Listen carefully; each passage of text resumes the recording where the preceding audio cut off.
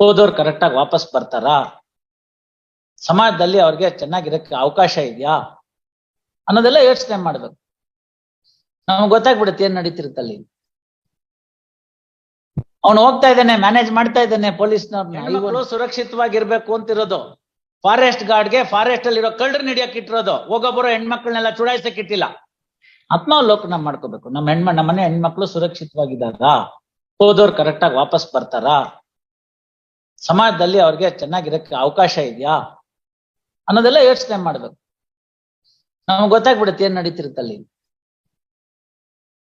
ಅವನು ಹೋಗ್ತಾ ಇದ್ದಾನೆ, ಮ್ಯಾನೇಜ್ ಮಾಡ್ತಾ ಇದ್ದಾನೆ ಪೊಲೀಸ್ನವ್ರನ್ನ, ಐವನ್ನ ಅವ್ನು ಹಿಡಿತಿಲ್ಲ ಅಷ್ಟೇನೆ. I was lost his job,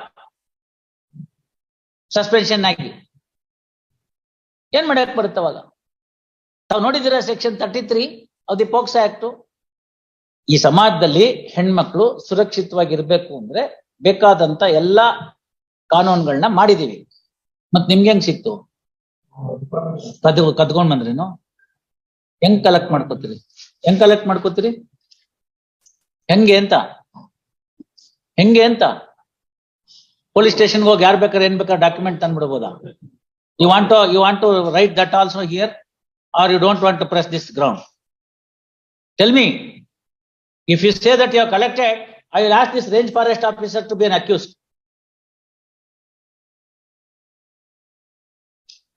ಅಲ್ಲ, ಏನ್ ನನ್ಗೆ ಅರ್ಥ ಆಗ್ತಾ ಇಲ್ಲ. ಇದೆಲ್ಲ ಕೋರ್ಟ್ ಅಂತ ಬೆಲೆ ಇಲ್ವಾ ಸರ್ಕಾರದ ಅಧಿಕಾರಿಗಳಿಗೆ? ಅಕ್ಯೂಸ್ಡ್ಗೆ, ಅಬ್ಸ್ಕಾಂಡಿಂಗ್ ಅಕ್ಯೂಸ್ಡ್ಗೆ ಡಾಕ್ಯುಮೆಂಟ್ ಪೊಲೀಸ್ ಸ್ಟೇಷನ್ ಅಲ್ಲಿ. What is happening mister? ಮೊದ್ಲು ಇದನ್ನ ಹೆಂಗ್ ಬಂತು ಕೈಗೆ ಅಂತ ಹೇಳ್ಬೇಕಲ್ಲ. How are you able to an accused? ಈಗ ಹೋಗ್ತಾ ಇದ್ದೀರಾ ಆಫೀಸ್ಗೆ ನೀವು ಪ್ರತಿ ದಿವಸ? ಹೋಗ್ತಾ ಇದ್ದೀರಾ ಇಲ್ವಾ? No please. ತಾವು ಹೋಗ್ತಾ ಇದ್ದೀರಾ? ಅಟೆಂಡೆನ್ಸ್ ಆಗ್ತಾ ಇದ್ದೀರಾ? ಹೋಗ್ತಾ ಇದ್ರೆ ಐವನ್ ಹಿಡಿತೀನಿ. ನೆಕ್ಸ್ಟ್ ಯಾಕಲ್ಲಿ ಹೋಗಿ ಹಿಡಿಲಿಲ್ಲ ಅಂತ. ಹಿಂಗ್ ಹೇಳಿದ್ರು ಕಷ್ಟ, ಹಂಗ ಹೇಳಿದ್ರು ಕಷ್ಟ. ಪೂರ್ತಿ ಮಾಹಿತಿ ಇಲ್ಲ ಅಂದ್ಮೇಲೆ ಹೋಗ್ತಾ ಇಲ್ಲ. ಇಷ್ಟಂಕ ಏನ್ ಮಾಡಿದನ್ರಿ ಅವನು? ತಾವು ಅರ್ಥ ಮಾಡ್ಕೋಬೇಕು. ಹೆಣ್ಮಕ್ಳು ಸುರಕ್ಷಿತವಾಗಿರ್ಬೇಕು ಅಂತಿರೋದು. ಫಾರೆಸ್ಟ್ ಗಾರ್ಡ್ಗೆ ಫಾರೆಸ್ಟ್ ಅಲ್ಲಿ ಇರೋ ಕಳ್ಳರನ್ನ ಹಿಡಿಯಕ್ ಇಟ್ಟಿರೋದು, ಹೋಗೋಬರೋ ಹೆಣ್ಮಕ್ಳನ್ನೆಲ್ಲ ಚುಡಾಯಿಸಕ್ ಇಟ್ಟಿಲ್ಲ. ಅರ್ಥ ಆಯ್ತಲ್ಲ? ಫಾರೆಸ್ಟ್ ಗಾರ್ಡ್ ಆಗಿಬಿಟ್ರೆ ದೊಡ್ಡ ಮನುಷ್ಯನೇನು? ದರ್ಪ ತೋರಿಸ್ತೀರೇನು? ಇದೆಲ್ಲ ಹೆಂಗ್ ಸಿಕ್ತ ಅವನ್ಗೆ? ಇದೆಲ್ಲ ಹೆಂಗ್ ಸಿಕ್ತ ಅವನ್ ಕೈಗೆ? ಹೆಂಗ್ ಸಿಕ್ತು ಇವ್ರೆ? It's a document address to the investigation officer. It's a confidential document. How your client and accused can lay hands on to it? ಈಗ್ಲೇನೆ ಅಬ್ಸ್ಕಾಂಡಿಂಗ್ ಅಕ್ಯೂಸ್ಡ್ ಆಗಿರುವಾಗ್ಲೇ ಇಷ್ಟೆಲ್ಲ ರೆಕಾರ್ಡ್ ನ ನೀವು ಪತ್ತೆ ಮಾಡ್ಕೊಳ್ಳೋರು ನಾಳೆ ಬೇಲ್ ಕೊಟ್ಬಿಟ್ರೆ ಗತಿ ಏನು? No, I'll have to take it seriously. Get that range forest officer, mister, next time.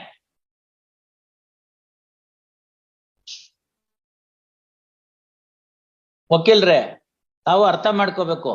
ಸಾಕ್ಷಿನ ಎದುರಿಸ್ತಾರೆ, ಬೆದರಿಸ್ತಾರೆ ಅಂತ ಅವ್ರ ಅಬ್ಜೆಕ್ಷನ್ ಹಾಕಿರ್ತಾರೆ. ಅಯ್ಯೋ ಬಿಡ್ರಿ, ಅದೇ ಮಾಮೂಲು ಅಬ್ಜೆಕ್ಷನ್ ಹಾಕ್ತಿವಿ ಅಂತ. ಇಲ್ಲಿ ಪ್ರೂಫೇ ಸಿಕ್ಬಿಟ್ಟಿದೆ.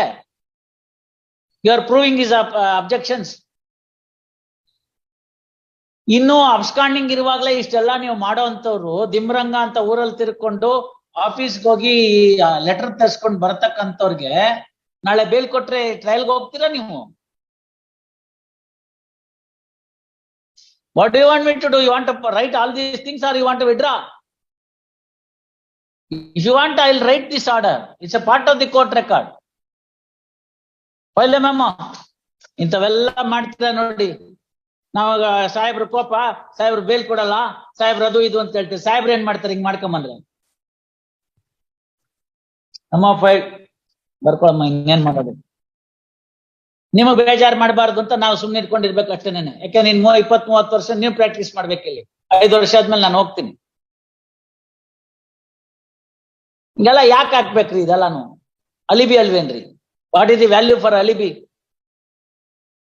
ತಾವ್ ಎಷ್ಟು ವರ್ಷ ಆಯ್ತು ಪ್ರಾಕ್ಟೀಸ್ ಮಾಡಿ? ಒಂದ್ 10-12 ವರ್ಷ ಆಯ್ತಾ? ಆಗಿದೆ ಅಲ್ವಾ? ಅಲಿಬಿಗೆ ಏನೇ ಬೆಲೆ? Alibi is a piece of evidence. And if somebody takes up the responsibility, he has to establish. If you say that I have gone and I am attending the office, we'll ask the IO, ಏನು ಪ್ರಯತ್ನ ಮಾಡಿದ್ವಿ ಅಂತ. ಅವನು ಅವಾಗ ಹೇಳ್ತಾನೆ, ಅಂತ ಕಡೆ ಹುಡುಕಿದ್ವಿ, ಎಲ್ಲೆಲ್ಲೋ ಹುಡುಕಿದ್ವಿ, ಇಂಥ ಹೈಕೋರ್ಟ್ ಹೆಡ್ ಕಾನ್ಸ್ಟೇಬಲ್ ನ ಇಂಥ ESI ನ ಡೆಪ್ಯೂಟ್ ಮಾಡಿದ್ದೆ, ಪಾರ್ಟಿ ನಾಪತ್ತೆ ಅಂತ ಗೊತ್ತಾಯ್ತು, ಅವ್ನು ಇಂಥ ಊರಲ್ಲಿ ಇದ್ದಾನೆ ಅಂತ ಗೊತ್ತಾಯ್ತು, ಅಂತ ಊರಿಗೆ ಕಳ್ಸಿದ್ದೆ, ಅಲ್ಲೂ ಇಲ್ಲ, ಹಂಗಾಗಿ ವಿಧಿ ಇಲ್ದಲ್ನೆ ಅಬ್ಸ್ಕಾಂಡಿಂಗ್ ಚಾರ್ಜ್ ಶೀಟ್ ಹಾಕಿದೀನಿ ಅಂತ ಒಂದು ರಿಪೋರ್ಟ್ ತಗೊಂಡು ಬರ್ದಿರ್ತಾನಲ್ಲಿ. ಇವಾಗ ನಿಮ್ಮ ಬೆಲೆ ಏನಾಯ್ತು ಅವಾಗ ಅದಕ್ಕೆ ಡಾಕ್ಯುಮೆಂಟ್ಗೆ? ಬೇಕಾ ಇವೆಲ್ಲ? ಬೇಕಾ ವಕೀಲ್ರೆ?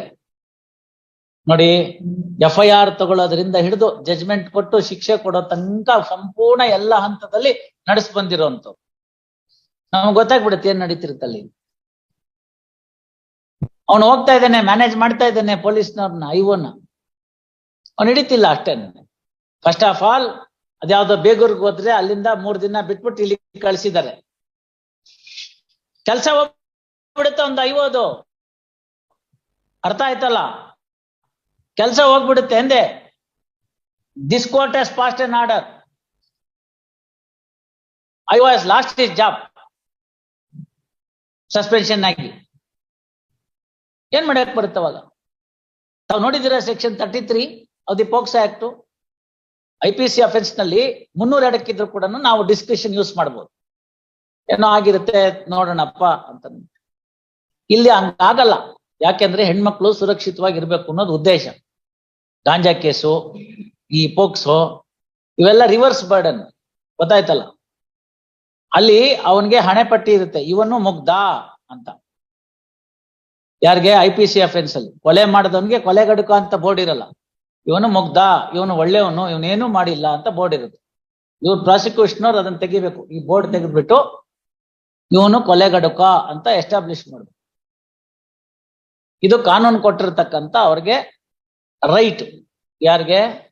ಮರ್ಡರ್ ಅಕ್ಯೂಸ್ಡ್ಗೆ.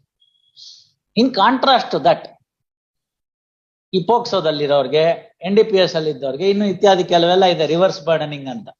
ಅಂತ ಪ್ರಕರಣದಲ್ಲಿ ಬರ್ತಕ್ಕಂಥ ಆರೋಪಿಗೆ ಇವನು ಕಳ್ಳ, ಇವನು ರೇಪಿಸ್ಟ್ ಅಂತ ಇರುತ್ತೆ. ಏನೋ ಬೋರ್ಡು. ನೀವು ತೆಗಿಬೇಕನ್ನ. ಹೆಂಗ್ ತೆಗಿತೀರಪ್ಪ? ನಾನು ಅದನ್ನ ಅರ್ಥ ಮಾಡ್ಕೊಳ್ಳಕ್ ಪ್ರಯತ್ನ ಮಾಡ್ತಾನೆ ಇದ್ದೀನಿ. ಹೆಂಗ್ ತೆಗಿಯೋದು ಅದನ್ನ? ಹೆಂಗ್ ಪ್ರೂವ್ ಮಾಡೋದು ಕೋರ್ಟ್ ಮುಂದೆ? ಹೆಂಗ್ ಪ್ರೂವ್ ಮಾಡೋದು ಮಿಸ್ಟರ್ ಮಾನ್ನೋರೆ? ಹೆಂಗೆ ಪ್ರೂವ್ ಮಾಡೋದು ಹೇಳಿ? 2 ಪ್ರಿಸಂಪ್ಷನ್ ಅಂತಿದೆ, 29, 30. 29 ಏನ್ ಹೇಳುತ್ತೆ? ಇಂತಿಂತ ಸೆಕ್ಷನ್ ನಲ್ಲಿ ಏನಾದ್ರು ಆರೋಪ ಹೊಡಿಸಿದ್ರೆ ನೀನು ತಪ್ಪಿತಸ್ಥ ಅದಲ್ಲ ಅಂತ ನೀ ಪ್ರೂವ್ ಮಾಡು ಅಂತ ಹೇಳುತ್ತೆ. 30ರಲ್ಲಿ ಏನ್ ಹೇಳುತ್ತೆ?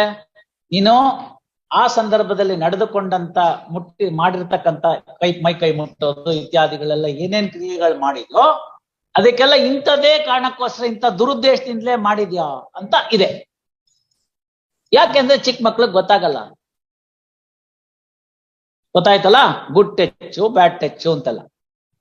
ಹಳೆ ಕಾಲ ಎಲ್ಲ ಹೋಯ್ತು. ಒಂದ್ ಮದುವೆ ಮನೆಗೋ, ಒಂದ್ ಮುಂಜಿ ಮನೆಗೋ, ಒಂದ್ ಗೃಹ ಪ್ರವೇಶಕ್ಕೂ ಹೋದ್ರೆ ಚೆನ್ನಾಗಿ ಮುದ್ದಾಗಿ ಓಡಾಡ್ತಿರ್ತಕ್ಕಂಥ ಹೆಣ್ಮಕ್ಳು ಇದ್ದಿದ್ರೆ ತಗೊಂಡು ಕೆನ್ನೆ ಹಿಂಡಿ ಕೈ ಎತ್ಕೊಂಡು ಲೊಚ ಲೊಚ ಅಂತ ಮುತ್ತು ಕೊಟ್ಬಿಡ್ತಿದ್ರು. ಈಗ ಕೊಡೋ ಆಗಿಲ್ಲ, ವಿಡಿಯೋ ಮಾಡ್ಕೊಂಡ್ಬಿಟ್ಟಿರ್ತಾರೆ. ನಾಳೆ ಬೆಳಗ್ಗೆ ಏನಾದ್ರು ಕೇಸ್ ಆಯ್ತು ಅಂತಾನೆ ನೋಡಿ ಹಿಂಗ್ ಮಾಡಿದ್ರು ಅಂತಾರೆ. ಇಲ್ಲ ಮಗು ಮುದ್ದಾಗಿತ್ತು ಅದಕ್ಕೆ ಮುತ್ತು ಕೊಟ್ಟೆ ಅಂತ ಹೇಳಿದ್ರೆ ಹೇಳಕ್ಕಾಗತ್ತ? ಒಂದು ಕೇಸು ಹಾವೇರಿನಲ್ಲಿ 4 ವರ್ಷದ್ದು.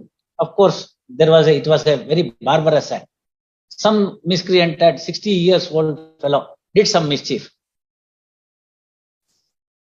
ಅಲ್ಲಿ ಪ್ರಾಸಿಕ್ಯೂಷನ್ ಅವರು ಕಾಮುಕ ಅಂತ ಬರ್ಸ್ಬಿಟ್ಟಿದ್ದಾರೆ. 4 ವರ್ಷದ ಹುಡುಗಿಗೆ ಕಾಮುಕ ಅಂದ್ರೆ ಏನಂತ ಅರ್ಥ ಆಗುತ್ತಾ ಹೇಳಿ? ಸಾಹೇಬರು ಕೊಪ್ಪ ಮಾಡ್ಕೋತಾರೆ ಅಂತಿರಲ್ಲ, ಈಗ ಇದಕ್ಕೆ ಉತ್ತರ ಕೊಡಿ. ಅಲ್ಲ, I came in favour of the accused. Ultimately ಅದೇನೋ ಆಯ್ತು ಬಿಡಿ, ಪ್ರಶ್ನೆ ನಾನ್ ಕಾಲದಲ್ಲಿ ಮುಗಿಲಿಲ್ಲ. Fellow had done a mischief, that's a different issue. So ಕಾಮುಕ ಅಂತ 4ನೇ ವರ್ಷದ ಹುಡುಗಿ ಹೇಳಕ್ಕಾಗತ್ತಾ? ಪರ್ಸೇ ರಾಂಗ್ ಅಲ್ವಾ? ಅಟ್ ದಿ ಮೋಸ್ಟ್ ಏನಾಗಿರ್ಬೋದು, ಅದು ಅಳ್ತಿರ್ಬೋದು. ತಾಯಿ ಏನಾಯ್ತಮ್ಮ ಅಂತ ಕೇಳಿದ್ರೆ ನೋವಿದೆ ಅಂತ ತೋರಿಸ್ಬೋದು. ಎಲ್ಲಿ ಏನು ಅಂತ ನೋಡಿದಾಗ ಗೊತ್ತಿರ್ಬೇಕು ಅಲ್ವಾ? So don't take POCSO cases for granted. I am telling you very clearly, these are all the special species of cases. ಈ ಸಮಾಜದಲ್ಲಿ ಹೆಣ್ಮಕ್ಳು ಸುರಕ್ಷಿತವಾಗಿರ್ಬೇಕು ಅಂದ್ರೆ ಬೇಕಾದಂತ ಎಲ್ಲಾ ಕಾನೂನುಗಳನ್ನ ಮಾಡಿದೀವಿ. ಅದನ್ನ ಅನುಷ್ಠಾನಕ್ಕೆ ತರಕ್ಕೆ ತೊಂದರೆ ಆಗ್ತಾ ಇದೆ. ಗೊತ್ತಾಯ್ತಲ್ಲ, ಕೇಸ್ ಇದು ಪ್ರಾವಿಷನ್ಸ್ ಆಫ್ ಲಾ ಇದ್ಬಿಟ್ರೆ ಸೇಫ್ ಅಲ್ಲ. ಗೊತ್ತಾಯ್ತಾ? ಅದನ್ನ ಅನುಷ್ಠಾನಕ್ಕೆ ತರಬೇಕು. ಅನುಷ್ಠಾನಕ್ಕೆ ತರುವಂತ ಸಂದರ್ಭದಲ್ಲಿ ಪ್ರತಿಯೊಬ್ರು ಅಂತಂದ್ರೆ all concerned in the society. I am not saying lawyer, investigation officer, this, that and all concerned in society should have an introspection. ಆತ್ಮಾವಲೋಕನ ಮಾಡ್ಕೋಬೇಕು. ನಮ್ಮ ಮನೆ ಹೆಣ್ಮಕ್ಳು ಸುರಕ್ಷಿತವಾಗಿದ್ದಾರಾ, ಹೋದವ್ರು ಕರೆಕ್ಟ್ ಆಗಿ ವಾಪಸ್ ಬರ್ತಾರಾ, ಸಮಾಜದಲ್ಲಿ ಅವ್ರಿಗೆ ಚೆನ್ನಾಗಿರಕ್ಕೆ ಅವಕಾಶ ಇದೆಯಾ ಅನ್ನೋದೆಲ್ಲ ಯೋಚನೆ ಮಾಡ್ಬೇಕು. ದಿಸ್ ಲೇಡಿ ಈಸ್ ಹಿಯರ್, ಅವ್ರ ಮಕ್ಳುಗಳೆಲ್ಲೋ ವರ್ಕ್ ಮಾಡ್ತಿರ್ತಾರೆ, ಅವ್ರು ಇಲ್ಲಿ ಕೆಲಸ ಮಾಡ್ತಿರ್ತಾರೆ. On what basis that they should have this? So ಹಾಗಾಗಿ ಇದೆಲ್ಲ ನೋಡಿ, ಅವರೆಲ್ಲ ಕೊಟ್ಟಿರೋದೆಲ್ಲ ಡಾಕ್ಯುಮೆಂಟ್ ಎಲ್ಲ ತರ್ಸ್ಕೊತಾನೆ ಕೂತ್ ಕಡೆಯಿಂದ ಅಂತಂದ್ರೆ how powerful this fellow is. And if this fellow is granted bail, what will happen? What will happen, mister? Case ಹಳ್ಳ ಹಿಡಿಯುತ್ತಲ್ವಾ? ಮಾಡಿರಬಹುದು, ಆ ಪ್ರಾವಿಷನ್ ನ ಅವರು ದುರುಪಯೋಗ ಮಾಡ್ಕೊಂಡಿರ್ಬೋದು. ನಾ ಇಲ್ಲ ಅಂತ ಹೇಳೋದಿಲ್ಲ. 100 ಕೇಸಲ್ಲೋ 200 ಕೇಸಲ್ಲೋ ತೆಗೆದ್ರೆ 2-3 ಕೇಸ್ ದುರುಪಯೋಗ ಆಗಿರ್ಬೋದು. ಹಾಗೆ ದುರುಪಯೋಗ ಮಾಡ್ಕೊಂಡಾಗ ಕೂಡ ಏನ್ ಮಾಡ್ಬೇಕು ಅಂತ ಕಾಯ್ದೆನೇ ಹೇಳಿದೆ. ನಾ ಹೇಳಿದ ಅರ್ಥ ಆಯ್ತಲ್ಲ? ದುರುಪಯೋಗ ಮಾಡ್ಕೊಂಡಾಗ್ಲೂ ಕೂಡ ಏನಾಗ್ಬೇಕು. ಈಗ ಇನ್ನೊಂದು ಯಾವ್ದೋ ಮ್ಯಾಟ್ರ್ ಇಂದ ಧಾರವಾಡದ ಮಾಡಿದ್ವಲ್ಲ, ಅದ್ರೊಳಗಡೆನೋ ಯಾವ್ದೋ ಒಂದು ಕಾನೂನು ದುರುಪಯೋಗ ಆಗಿದೆ, ಬರ್ದಿದ್ದೀನಿ ದುರುಪಯೋಗ ಆಗಿದೆ ಅಂತ. ಆ ಪ್ರಾವಿಷನ್ಸ್ಗೆ ಅಕ್ವಿಟಲ್ ಮಾಡಿಬಿಟ್ಟು ಬೇರೆ ಪ್ರಾವಿಷನ್ಸ್ ಮಾತ್ರ ಕನ್ವಿಕ್ಷನ್ ಮೇಂಟೈನ್ ಮಾಡಿದ್ರು. ಆಗಿರುತ್ತೆ, ನಮ್ ಗಮನಕ್ಕೆ ಬಂದಿರುತ್ತೆ. ಬಂದಂತ ಸಂದರ್ಭದಲ್ಲಿ ಕೋರ್ಟ್ನವ್ರೇನು ಹೆಸಿಟೇಟ್ ಮಾಡೋದಿಲ್ಲ ದುರುಪಯೋಗ ಆಗಿದೆ ಅಂತ ಬರೀಲಿಕ್ಕೆ.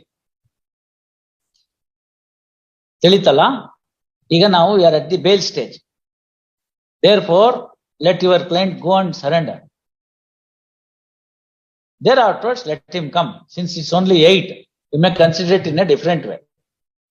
Only section 8, mister. All right, you know where it is. ಮಾಡ್ಕೊಂಡು ಸರೆಂಡರ್ ಮಾಡ್ಕೊಂಡು ಬರಕ್ ಹೇಳಿ. All right, memo file.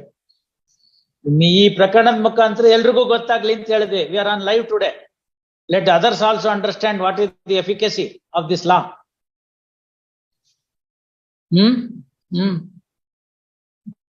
Memo ಕೊಡ್ತಾರೆ. ಮೆಮೊ ಕೊಡಿಪ. Yes mister Jagadish. ಹೌದು ಇವ್ರೆ, ಎಷ್ಟುದ್ದ ಇದೆ ಊರು ಗೊತ್ತಿಲ್ಲ. ಇರೋದೇ 4 ಬೀದಿ. 5:15 ಇವ್ರ ಮನೆ ಮುಂದೆ ನಿಂತಿರ್ತಾನೆ, 6:15 ಇನ್ನೊಬ್ಬರ ಮನೆ ಮುಂದೆ ನಿಂತಿರ್ತಾನೆ. ಮಾಡಕ್ ಬೇರೆ ಕೆಲಸ ಇಲ್ಲಲ್ಲ ಊರಲ್ಲೆಲ್ಲ ಗುಂಡಾಡ್ಕೊಂಡು ತಿನ್ನಕ್ಕೆ. ಎಸ್ ಮಿಸ್ಟರ್, ಅವೆಲ್ಲ matter for trial. Next point please. Say 438 under POCSO. Next point please. What are you trying to argue? Main matter argument ಮಾಡ್ತಿದ್ರಿ, ಕಾಂಟ್ರಡಿಕ್ಷನ್ ಎಲ್ಲ ನೋಡಕ್ಕೆ. I may to look into all this 161 statement? No. Yes, next point please. Why are you absconding? Go there and surrender. ಅದಕ್ಕೇನ್ ಮಾಡಕ್ಕಾಗತ್ತೆ? ಕಿಡ್ಸಿದ್ರೆ ಊರವ್ರ ಹೆಣ್ಮಕ್ಳನ್ನೆಲ್ಲ ಗೌರವವಾಗಿ ನೋಡ್ಕೋಬೇಕು. ನಾಳೆ ದಿನ ಇವ್ರ ಮಕ್ಳಿಗೆ ಹಿಂಗಾದ್ರೆ ಏನ್ ಮಾಡಕ್ಕಾಗತ್ತೆ? ಎಸ್, ಅದೆಲ್ಲ ಕಿಡ್ಡು ಪಡ್ಡು ಎಲ್ಲ ಹೇಳೋಂಗಿಲ್ಲ. ಮುಂದಿನ ಏನಾರು ಇದ್ರೆ ಹೇಳಿ. Even in the trial I don't believe alibi. ನಾವು ಫಾರ್ ದಿ ಬೇಲ್ ಬಂದ್ ಹೇಳ್ತೀವಿ. ಇದೆಲ್ಲ ಹಿಂದಿ ಪಿಕ್ಚರ್ ಮಾತ್ರ ಕರೆಕ್ಟ್. ಇದೆಲ್ಲ ನಮ್ಗೆಲ್ಲ ಆರ್ಗ್ಯುಮೆಂಟ್ಗಲ್ಲ. ಹಿಂದಿ ಪಿಕ್ಚರ್ ಎಲ್ಲ ಹೇಳ್ತಾರಲ್ಲ, ಎಲ್ಲ ಮುಗ್ದೋದ್ಮೇಲೆ ನೆನ್ನೆ ರಾತ್ರಿ ಎಲ್ಲ ನನ್ ಜೊತೆನೆ ಇದ್ದ ಅಂತ ಓಡ್ ಬಂದ್ ಹೇಳ್ತಾಳಲ್ಲ ಅವಳು, ಅದನ್ನ ಎವಿಡೆನ್ಸ್ ಅಂದ್ಬಿಟ್ಟು ಕೇಸ್ ವಜಾ ಮಾಡ್ತಾರಲ್ಲ, ಅದು ಪಿಕ್ಚರ್ ಮಾತ್ರ. ನೋ ಸಾರಿ, ಬರ್ಕೊಳ್ಳಿ. Heard. What you want me to do? ಬರ್ಕೊಳ್ಳಿ. Heard. Counsel for petitioner and learned HGP. First, petition under section 438 CRPC with the following prayer. First, brief facts of the case are as under. Based on the complaint lodged by the victim girl, mother of the victim girl, Chamarajanagar woman PS registered a case against the petitioner and others, Ibrahim Murjananu, petitioner and others, in crime number 67/21, dated 9/12/2021 for the offences so and so. Next para. The gist of the complaint governments reveal that victim girl is aged 16 years and she is studying in JSS High School, Horayala, Gundlapete, in 10th standard, and every day she goes to this by walk. About a month earlier to the complaint, present petitioner and second accused used to misbehave with the victim girl, and on 6/12/2021 at about 5:30 p.m. when the victim girl was returning to the house after attending the school, both the accused persons physically misbehaved and they committed sexual assault on the victim girl. First,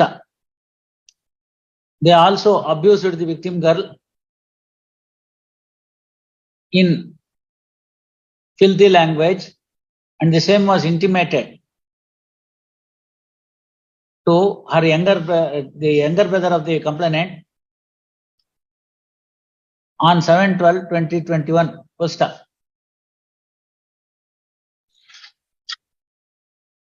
younger brother of the complainant inquired the accused persons,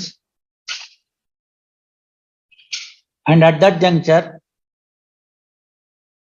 the accused persons also abused the younger brother of the complainant in filthy language and also gave a life threat. Therefore, they visited, complainant and her younger brother visited Begur police station, and thereafter Begur police have redirected them to Nodi Vella Tappu Yude. What are you doing? Is Jana Agi Supreme Court or Heladman Navalitkodo, Amela Nivalogi, Nodi Alen Berdare, Begur Polisaro, Iliovarego Kaisi, Amela Chamranagra Mela Police Gogunta. What is going on? In Bele, no, register Marko Bekelidrun. Why far than Lalit Kumar is meant? ಈಗ ನಾಳೆ ದಿನ 3 ದಿನ delay ಆಗುತ್ತೆ, ಅವಾಗ ಯಾರು ಉತ್ತರ ಕೊಡ್ತಾರೆ?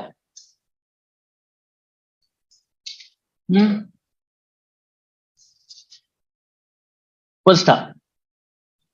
Thereafter, they visited Women Police Station, Chamarajanagar, and lodged the complaint. Based on the said complaint, case came to registered as aforesaid. Full stop. Police the investigation agency have investigated the matter and filed an absconding charge sheet as against the petitioner. First, next para. The attempt made by the petitioners seeking grant of anticipatory bail is turned down by the Larna District Judge in CMIS number 238 of 2022 by order dated 15 July 2022. First, thereafter, the petitioner is before this court. The earlier bail application filed by the petitioner came to be dismissed as withdrawn. First, with liberty to approach this court after the charge sheet is filed. Next para. That counsel for the petitioner has now sought for grant of bail on the following grounds. First, next para. Reiterating the grounds set in the petition, counsel for the petitioner seeks the grant of anticipatory bail on the ground that the petitioner is a public servant and therefore, he is entitled for grant of bail. First, he also pointed out that the eyewitness testimony is unbelievable because he is an eyewitness to the present incident at about 6 p.m. on 6/12/2021, and on the same day he is an eyewitness to another incident between some other parties at about 5:30 p.m. against the accused number 2 in some other case at about 5:30 p.m. and therefore, his testimony cannot be believed. First, next para. He also, the Lord Counsel for the petitioner also draws the attention of this court to the document that has been collected by the investigation agency, which is the part of the charge sheet papers, which is the letter dated 21/1/2022 issued by the Range Forest Office. ನೀವು ಹಾಕಿದ್ದೀರಾ ಮತ್ತೆ investigation officer ಕೊಟ್ಟಿದ್ದಾರೆ ಅಂದ್ರೆ